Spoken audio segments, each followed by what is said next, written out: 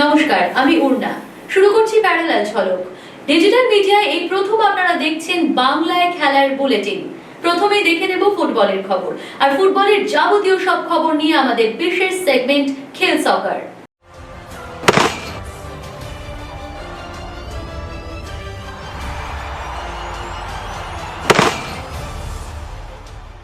শনিবার আইএসএলে বড় ম্যাচ, যুব ভারতীতে মুখোমুখি মোহনবাগান মোহামেডান। এবারের প্রথম কলকাতা ডার্বি। তার আগে বৃষ্টির জন্য ব্যাঘাত মোহনবাগানের প্রস্তুতিতে। আধ ঘন্টা অনুশীলন করেই পাত্তারি গোটালেন মোহনবাগান কোচ। নুনো রেইজের আইএসএলে হয়তো রেজিস্ট্রেশন হবে, তবে মোহামেডান ম্যাচের আগে হচ্ছে না। তাকে ছাড়াই ডার্বিতে নামবে সবুজ মেরুন। চোটের জন্য নেই সাহালো, তবে বড় ম্যাচের আগে বাকিরা ফিট। ইরানের পরিস্থিতি ক্রমশ জটিল হচ্ছে। আল নাসেরও এবার মোহনবাগানের মতো নিরপেক্ষ ভেন্যুতে খেলার দাবি তুলেছে। তবু শাস্তি কি হবে মোহনবাগানের? মোহনবাগান সচিব দেবাশিস দত্ত অবশ্য সেটা নিয়ে ভাবছেনই না। তার কাছে ফুটবলারদের নিরাপত্তাই সবার আগে। এই পরিস্থিতিতে আমরা একটা অ্যাপ্রিয়েন্ট করেছিলাম, যুদ্ধ লাগলেও লাগতে পারে, এবং তখন টিমটা পুরোটাই আটকে যাবে। তো আমাদের কাছে প্লেয়ারদের সেফটি সিকিউরিটিটা প্রথম, তারপরে খেলা রেজাল্ট। কিন্তু মানুষ থাকলে বাঁচলে তবে তো খেলা। তো সেইটা বিচার করেই আমরা সবাই মিলে সিদ্ধান্ত নিই। কুয়াদ্রাত জামানা শেষ, এবার বড় পরীক্ষার সামনে ক্লেটন সিলভা। সামনের ম্যাচগুলিতে তার পারফরমেন্সকে আতশ কাঁচের নিচে রাখা হবে। যদি তিনি ভালো পারফরমেন্স করতে না পারেন, তাহলে তাকে জানুয়ারি উইন্ডো ছেড়ে দিতে পারে ইমামি ইস্ট বেঙ্গল। পাশাপাশি অস্কার ব্রুজো কোচ হয়ে এলে তিনি চাইছেন বসুন্ধরা কিংসের ব্রাজিলীয় ফুটবলার রবিনহোকে নিয়ে আসতে। ক্লেটনের জায়গায় তার আসার সম্ভাবনা থাকছে, তবে রবিনহোর বাজার দর অনেকটাই বেশি, এটা নিয়ে প্রশ্ন আছে। সেটা যাই হোক, ক্লেটন কিন্তু পরীক্ষার সামনে। গুমোট পরিবেশ কেটে ইস্টবেঙ্গল ড্রেসিং রুমের পরিবেশ এখন অনেক চাপমুক্ত। বিনো জর্জের কোচিংয়ে জামশেদপুর এফসি বিরুদ্ধে খেলতে বৃহস্পতিবারই সেখানে পৌঁছল লাল হলুদ ব্রিগেড। চোট থাকার কারণে দলের সঙ্গে যাননি দিয়ামান তাকোজ এবং মোহাম্মদ রাকিব। তবে সল ক্রেসপোর উপস্থিতি বিনো জর্জকে অনেকটাই স্বস্তি দিচ্ছে। সেই সঙ্গে রক্ষণে আনোয়ার আলী, প্রভাত লাকড়া এবং লালচুন নুঙ্গারা কার্যত প্রস্তুত। জামশেদপুরের বিরুদ্ধে নামার আগে রক্ষণে এই মুহূর্তে সবচেয়ে বেশি নজর রয়েছে লাল হলুদ টিম ম্যানেজমেন্টে। শহর ছাড়ার আগে বৃহস্পতিবার এখানেই প্রস্তুতি সেরেছেন ক্রেসপো, নন্দকুমার এবং মাধি তালালরা। খালিদের জামশেদপুরকে হারিয়ে ইস্টবেঙ্গল জয়ের সরণিতে ফিরতে পারে কিনা সেদিকেই তাকিয়ে সকলে। ইস্টবেঙ্গলে কোচের পদত্যাগ, মোহনবাগান কোচের ওপর চাপ এবং শনিবার মোহনবাগান মোহামেডান ম্যাচ, এই সব ব্যাপার নিয়ে নিজের মতামত জানালেন প্রাক্তন ফুটবলার দেবাশিস মুখার্জি।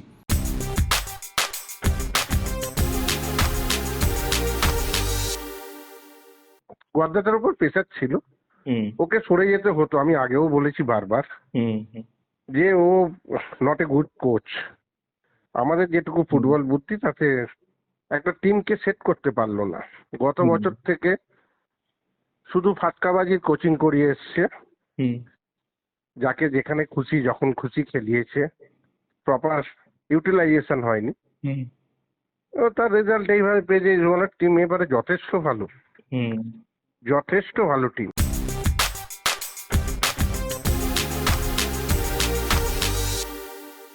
মলিনার অলরেডি চাপ পড়ে গেছে, সেটা কোয়াদ্রাতের ওপর বলে নয়। সে তো সারা বছরই তো আমাদের এখানে আইএসএলে অনেক কোচ মাঝে মাঝেই চলে যায়, চেঞ্জেস গুলো হচ্ছে, সেগুলো থাকে। সেগুলো তো যে ভালো কোচ হবে, ভালো টিম থাকবে, বা তুমি বলো ভালো কোচ কিন্তু টিম ঠিক সেরকম হলো না, প্রেসার থাকবে না। প্রেসার থাকবে না, সে চেষ্টা করবে ওই টিমটাকে ঘুরে দাঁড় করাতে। এখানে মলিনা এখনো পর্যন্ত মনমান টিমকে সেট করতে পারেনি। এটা তো প্রেসার হবে কেন? মনমানে যথেষ্ট ভালো সাইড, ভালো ভালো প্লেয়ার আছে, প্রপার ইউটিলাইজেশন হচ্ছে না। কোনদিন দিমিত্রিয়াস পেট্রাতোভেস বা কামিন্সকে খেলাচ্ছে, কোনদিন কামিন্সকে পরে নামানো হচ্ছে, দিমিত্রিকে পরে নামানো হচ্ছে। মানে এখনো তো টিমটা সেট হয়নি।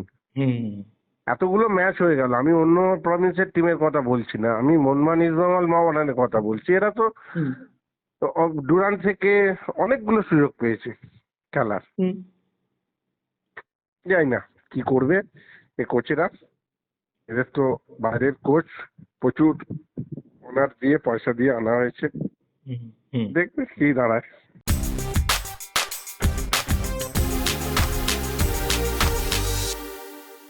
টিম হিসেবে যদি বলো তাহলে মনমান ফেভারিট, আর যদি পারফরমেন্সের কথা বলো তাহলে কিন্তু আমি মোহামেডানকে এগিয়ে রাখবো, যেহেতু লাস্ট দুটো ম্যাচ মোহামেডান খুব ভালো খেলেছে। লাস্ট দুটো ম্যাচ মোহামেডান খুব ভালো খেলেছে। কেন ওদের মধ্যে একটা আমি বলবো মানে একটা টিম গেম আছে মানে ডিফেন্সের সঙ্গে মাঝমাঠের সঙ্গে ফরওয়ার্ডে একটা আর্জেন্টিনা একটা ব্রাজিল, দুজনে ভালো অপারেট করছে। কিন্তু কোয়ালিটি যদি বলো তাহলে মোহনবাগান এগিয়ে আছে, কোয়ালিটির মোহনবাগান অনেকটা এগিয়ে আছে। এবং সেটা যদি সেদিন ক্লিক করে তাহলে মোহনবাগান ডেফিনেটলি জিতে যাবে, কিন্তু খেলতে হবে, কোয়ালিটিটা বাইরে আসতে হবে। মোহনবাগানের পর আল নাসেরও ইরান যেতে রাজি নয়। ইরানের বর্তমান পরিস্থিতি অশান্ত, যুদ্ধ শুরু হয়ে গিয়েছে। এএফসিতে চিঠি পাঠিয়ে আল নাসের আবেদন জানিয়েছে এসিএল এলিটের ইস্তেগালের বিরুদ্ধে ম্যাচটা নিরপেক্ষ ভেন্যুতে আয়োজন করার জন্য। মোহনবাগানের পক্ষ থেকেও একই দাবি জানিয়ে চিঠি পাঠানো হয়েছে এএফসিতে। এখন এই পরিস্থিতিতে এএফসি কি সিদ্ধান্ত নেয় সেটাই দেখা। জোড়া গোল করে কেরিয়ারের 46তম ট্রফি জিতলেন লিওনেল মেসি। রোমাঞ্চকর ম্যাচে কলম্বিয়া ক্রুরকে 3-2 গোলে হারিয়ে সাপোর্টার্স শিল্ডে ট্রফি জিতল ইন্টার মিয়ামি। লোয়ার.কম ফিল্ডে ইন্টার মিয়ামির উপর শুরু থেকেই আধিপত্য বিস্তার করে কলম্বিয়া ক্রুর, কিন্তু 45 মিনিটে আলবার লম্বা ক্রসে দলকে লিড এনে দেন LM10। প্রথমার্ধে সংযুক্ত সময় আবারও স্কোরশিটে নাম তোলেন আর্জেন্টাইন অধিনায়ক। বক্সের বাইরে থেকে ফ্রিকিকে গোল করেন মেসি, অপর গোলটি করেছেন লুইস সুয়ারেজ।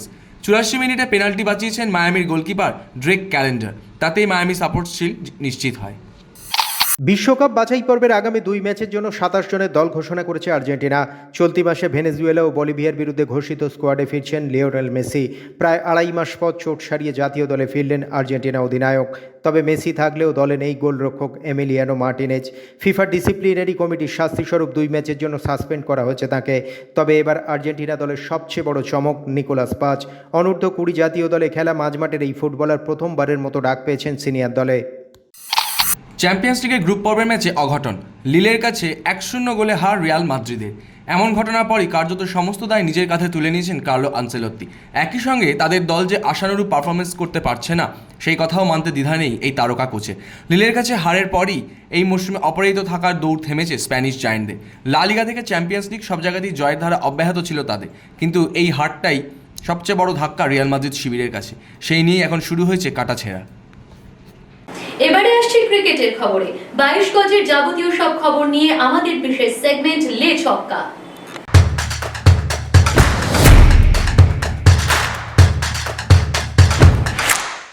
সবকিছু ঠিকঠাক চলে মেগা নিলামে ঋষভ পান্তকে দেখা যাবে না। ঋষভকে কার্যত না ছাড়ার পথেই হাঁটতে চলেছে দিল্লি ক্যাপিটালস। যদিও সৌরভ গাঙ্গুলির সঙ্গে বৈঠকের পরই চূড়ান্ত সিদ্ধান্ত নিতে চলেছে দিল্লি। গতবারই IPL দিয়ে মাঠে ফিরেছিলেন ঋষভ, তবে চেনা ছন্দে তাকে তেমনভাবে দেখা যায়নি। এবার ঋষভকে রিটেন করা হবে কিনা সেটা নিয়েই শুরু হয়েছিল জল্পনা। তবে দিল্লি ক্যাপিটালসের কর্ণধারের যা ইঙ্গিত তাতে ঋষভ পান্তকে রেখেই দল গঠনের ভাবনা রয়েছে দিল্লির। রিহাব করতে গিয়ে মোহাম্মদ শামি নতুন চোট। হঠাৎই এমন একটা খবর গত বুধবার ছড়িয়ে পড়েছিল, তিনি নাকি বর্ডার গাভাস্কার ট্রফিতেও অনিশ্চিত। এই খবর শোনার পরই ক্ষোভ উগরে দিয়েছেন মোহাম্মদ শামি। সোশ্যাল মিডিয়াতে টুইট করে সমস্ত খবরকে ভিত্তিহীন দাবি করেছেন তিনি। বর্ডার গাভাস্কার ট্রফিতে এখনও যে তার খেলার সম্ভাবনা রয়েছে সেই কথাও উড়িয়ে দিচ্ছেন না মোহাম্মদ শামি। তিনি চোট সারিয়ে বর্ডার গাভাস্কার ট্রফিতে ফিরতে পারেন কিনা সেটাই দেখার। হায়দ্রাবাদ ক্রিকেট সংস্থায় আর্থিক দুর্নীতির অভিযোগ উঠল ভারতের প্রাক্তন অধিনায়কের বিরুদ্ধে। অতীতে হায়দ্রাবাদ ক্রিকেট বোর্ডের প্রেসিডেন্ট থাকাকালীন প্রায় 20 কোটি টাকা তছরুপের অভিযোগে মোহাম্মদ আজহারউদ্দিনকে সমন পাঠিয়েছেন ইডি। বৃহস্পতিবারই ইডি দপ্তরে হাজিরা দেওয়ার নির্দেশ দেওয়া হয়েছে তাকে। সংযুক্ত আরব আমিরশাহীর আবহাওয়ার সুবিধা নিতে প্রস্তুত ভারতীয় মহিলা ক্রিকেট দল। আরবের এই উষ্ণ আবহাওয়ায় পিচও খানিকটা শুষ্ক প্রকৃতিরই হয়। সেখানে ভারতীয় স্পিনাররা যে বাড়তি সুবিধা পাবে তা বলার অপেক্ষা রাখে না। সেই কথা মাথায় রেখেই দলের স্পিনারের আধিক্যও রয়েছে। প্রথম ম্যাচে নিউজিল্যান্ডের বিরুদ্ধে নামছে ভারতীয় মহিলা দল। সেই ম্যাচ থেকে যে স্পিন অস্ত্র কাজে লাগাতে চাইছেন হরমনপ্রীত কৌররা তা এখন থেকেই স্পষ্ট। মহিলাদের T20 বিশ্বকাপে নামার আগে অনেকেই ভারতকে ফেভারিটের তকমা দিচ্ছে। যদিও হরমনপ্রীত কৌর এখনই তা নিয়ে বিশেষ ভাবছেন না, তার কাছে প্রতিটা ম্যাচেরই গুরুত্ব এক। ভারতীয় দলের অধিনায়ক হলেও এখনও নিজেকে শিক্ষানবিশী মনে করেন হরমনপ্রীত। আত্মবিশ্বাসী হলেও একেবারেই আত্মতুষ্ট হতে নারাজ তিনি। বিশ্বকাপের মঞ্চে ম্যাচ বাই ম্যাচ নিয়ে ভাবছেন হরমনপ্রীত কৌর। সোশ্যাল মিডিয়ায় প্রায়ই আক্রমণের শিকার হন ক্রীড়াবিদরা, যার ফলে তাদের মানসিক স্বাস্থ্যে ব্যাঘাত ঘটে। এই বিষয়কে গুরুত্ব দিয়ে এবার মহিলাদের T20 বিশ্বকাপের আগে বড় পদক্ষেপ নিল ICC। সোশ্যাল মিডিয়ায় খেলোয়াড়দের উদ্দেশ্য করে কুৎসিত মন্তব্য রুখতে এবার AI প্রযুক্তির সাহায্য নিল তারা। ইতিমধ্যেই 60 জন ক্রিকেটারকে এর আওতায় নিয়ে আসা হয়েছে। দলীপ ট্রফির পর ইরানি কাপেও মুম্বাইয়ের বিরুদ্ধে সেঞ্চুরি করলেন বাংলার ক্রিকেটার অভিমন্যু ঈশ্বরন। অবশিষ্ট ভারতের হয়ে 8টি বাউন্ডারি এবং একটি ছক্কা সহযোগে 117 বলে সেঞ্চুরি করেন এই ওপেনার। ইরানি কাপে অবশিষ্ট ভারতের বিরুদ্ধে মুম্বাই রানের পাহাড় গড়েছে। ডাবল সেঞ্চুরি করেছেন সরফরাজ খান, কিন্তু মুম্বাই শিবিরের মাথা ব্যথার কারণ এখন শার্দুল ঠাকুর। 102 জ্বর নিয়ে প্রায় 2 ঘন্টার কাছাকাছি ব্যাটিং করে 59 বলে 36 রান করেন তিনি। তাতে জ্বর আরও বেড়ে যায়। তারপরই হাসপাতালে ভর্তি করতে হয় তাকে। ডেঙ্গি এবং ম্যালেরিয়া পরীক্ষার জন্য রক্তের নমুনা সংগ্রহ করা হয়েছে বলেই খবর। কিন্তু ইরানি কাপের বাকি কদিন শার্দুল খেলতে পারবেন কিনা তা নিয়েই তৈরি হয়েছে সংশয়। ফুটবল ক্রিকেট ছাড়াও রয়েছে অন্যান্য সব খেলার বিশেষ বিশেষ খবর, আর সেসব নিয়ে আমাদের সেগমেন্ট উইং প্লে।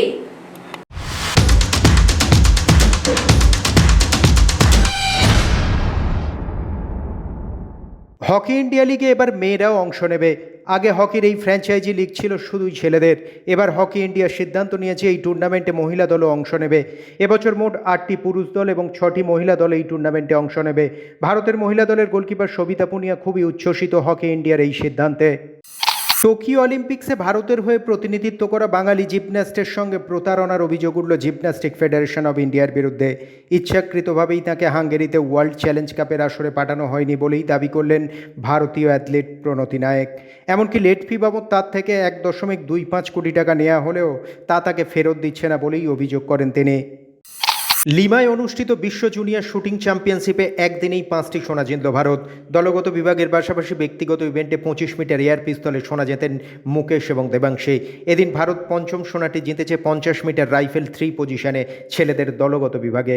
সব মিলিয়ে এখনও পর্যন্ত 10টি সোনা, 1টি রূপো এবং 3টি ব্রোঞ্জ এসেছে ভারতের ঝুলিতে। আজ থেকে লন্ডনে শুরু হলো গ্লোবাল চেজ লিগের দ্বিতীয় মরশুম। ভারতের প্রথম সারির দাবাড়ুরা এখানে অংশগ্রহণ করবেন। এছাড়াও থাকবেন বিশ্বের প্রায় সব দাবাড়ুরা। মোট 6টি দল অংশগ্রহণ করছে এবার চেজ লিগে। প্রতিটি দলে 6 জন করে প্লেয়ার থাকবেন। স্বাভাবিকভাবেই দাবাপ্রেমীরা মুখিয়ে আছেন ভারতের স্টার খেলোয়াড়দের মুখোমুখি প্রতিদ্বন্দ্বিতার অপেক্ষায়। খেলার দুনিয়ায় সারাদিন হরেক রকমের মন্তব্য, আর সেই সব মন্তব্যের কোলাজ নিয়ে এবারে আমাদের সেগমেন্ট থ্রো ইন।